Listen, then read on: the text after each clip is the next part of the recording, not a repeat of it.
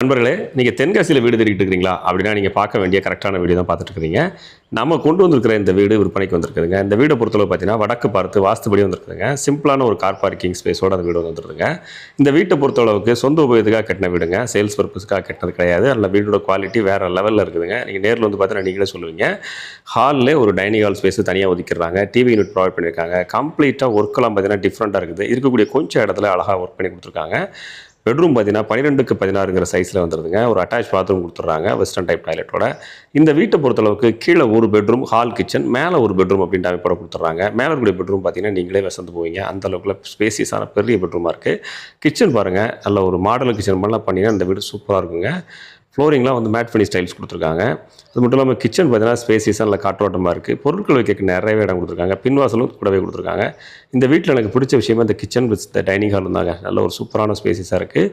இந்த வீட்ல வெளிய மாடிப்படிக்கு கீழவும் ஒரு பாத்ரூம் குடுத்துடுறாங்க.